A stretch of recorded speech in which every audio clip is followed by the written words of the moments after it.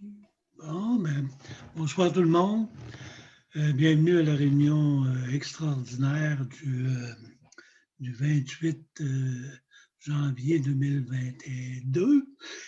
Je vais demander à Mme Paquette de lire l'ordre du jour, s'il vous plaît. Alors, ouverture de la réunion, façon d'être présent et de voter. En point 3, lecture et adoption de l'ordre du jour. 4, achat, radar pédagogique, programme d'aide financière du Fonds de la sécurité routière. Le point 5, période de questions. Et le point 6, levée de la réunion. Je rappelle que les questions ne doivent porter que sur les points à l'ordre du jour puisque nous sommes en séance extraordinaire. Allez, madame, continuez.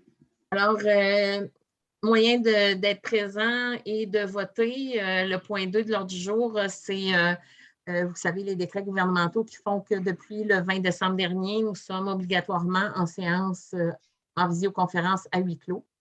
Donc, ça me prendrait quelqu'un pour appuyer cette résolution-là, pour la proposer. Pour la proposer, oui. Oui. Qui propose? Geneviève.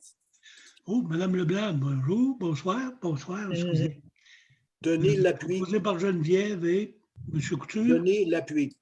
Merci. On va passer. Et c'est unanime? Vous êtes tous d'accord? Oui. Merci. Alors, nous en serions à la lecture et à l'adoption de l'ordre du jour tel que je viens de vous la lire précédemment. Je propose. Joanne. Proposé par Mme Joanne et secondé par Denis. M. Pelletier. Okay. Est-ce qu'il y a des personnes contre? Non? Merci. Accordé, unanime, excusez-moi. Alors, le second point de l'ordre du jour, ce serait l'achat du radar pédagogique avec l'aide du programme d'aide financière du Fonds de la sécurité routière. C'est un programme d'aide financière dont nous venons de prendre connaissance, là, qui, pour les organismes municipaux, fournirait 50 d'aide financière pour l'achat d'un radar pédagogique. Alors, comme c'était déjà prévu que la municipalité voulait se doter d'un radar pédagogique, ce serait bien de pouvoir adopter cette résolution-là. Ce que ça prévoit dans la résolution, c'est que la municipalité a pris connaissance du programme d'aide financière. C'est le cas, nous, la direction générale, on en a pris connaissance.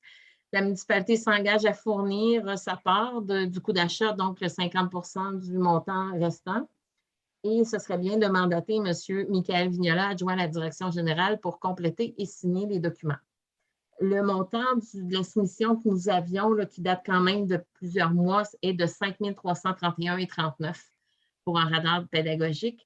Donc, ce serait peut-être envisageable que ça coûte un petit peu plus cher maintenant, là, en 2022. Peut-être entre 5 et 7 000 qu'on faudrait prévoir la moitié de entre 5 et 7 000 $ qui serait pris au fonds d'investissement. Mais ce que vous proposez, Geneviève. Avant de proposer, est-ce que vous avez besoin tous d'explications pour ça, ce radar-là? Pourquoi je dis ça? Parce que j'avais fait des démarches, puis je l'avais proposé à la municipalité, mais juste pour compléter l'information, c'est lorsqu'on entre dans un village, on a une pancarte et c'est un radar, il peut être déplaçable, puis aussi il peut être à batterie ou bien à courant électrique. Et le radar, il signale la vitesse qu'on fait lorsqu'on s'approche jusqu'à temps que la vitesse devienne en vert qui dit « Voilà votre vitesse, merci ». Je ne sais pas, vous avez vu ça dans tous les villages, j'imagine, hein? C'est ça, hein? Oui. Tout le monde est au courant, c'est correct, excusez-moi. Je voulais juste préciser. Non, mais on en a vu un peu partout dans la vallée de c'est ça. Mais ce que je voudrais dire, c'est que ça serait bon qu'il soit déplaçable. Comme ça, on pourrait le mettre à n'importe quel endroit du village, Puis à batterie, le monsieur suggérait justement que ça soit à batterie.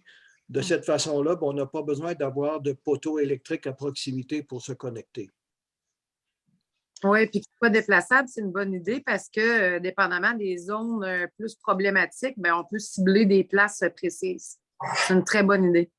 Je veux juste ajouter, si vous me permettez, que le programme prévoit que ces radars ne doivent être installés que sur des rues ou routes municipales et non pas sur des routes provinciales. OK. Excellent. Le document a été publicisé et il a été affiché là, dans les mercredis pour respecter le 48 heures de délai et je n'ai pas reçu aucune question concernant la vie publique là, pour les... Oui, mais on n'était pas rendu à proposer. Oh oui, excusez-moi. Oui. J'avais compris que Geneviève le proposait, mais... Geneviève le propose. Oui, Geneviève était vite, à soir. Je n'ai pas eu le temps de lui demander. Geneviève propose. Oui, je propose, je repropose. Est-ce Et que puis, vous êtes j'ai appuyé fini. par... Denis. Pardon? Denis. Appuyé par Denis.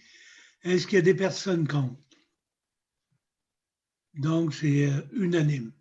Merci. Nancy, je t'ai perdu. Ah, tu es là. Je OK. suis là. Oui.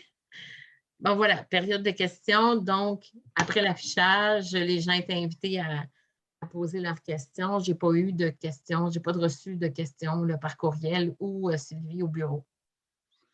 OK. Je prendrai quelqu'un pour fermer la réunion, s'il vous plaît. Maxime Une proposition. Tremblay propose.